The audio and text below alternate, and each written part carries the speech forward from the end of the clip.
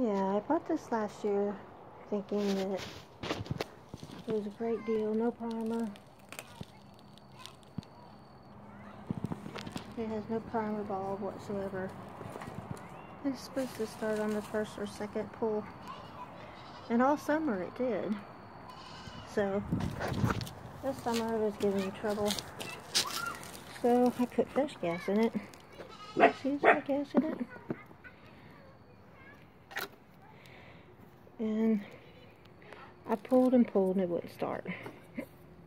So I was like, okay, what else can you do? Well, we checked the choke. I take this little cap off the breather here. Take the breather off. And checked it and made sure it was clean. Make sure you don't have a lot of garbage stuck in there and stuff is the best thing to do. And I put it back on there and it still wouldn't start. So I was like, okay, what else can I do? So I went to the shed and found starting fluid. And you can see these little holes here, how red it is. There's a top line. And there's the bottom one. And see, that's got a little flap on it. That's the air going it out. This one, this little air hole.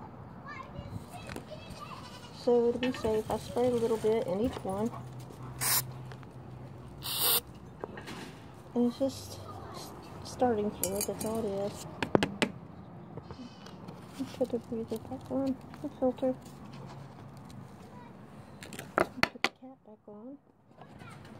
You might want to do it kind of fast because this starting fluid, it evaporates really, really fast. Oops. And try not to push it as you're standing up. And I pull the handle.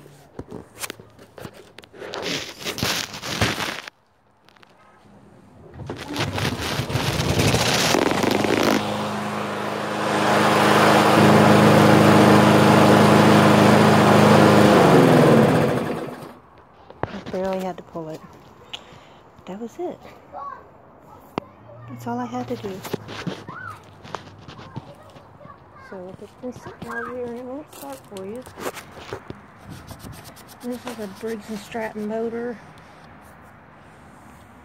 140 cc's. This is a snapper. I said it worked great all summer. And then this year I pulled it out and it didn't want to start, so I guess it just needed a little boost after sitting around all winter. Hope it helps. Enjoy. Bye.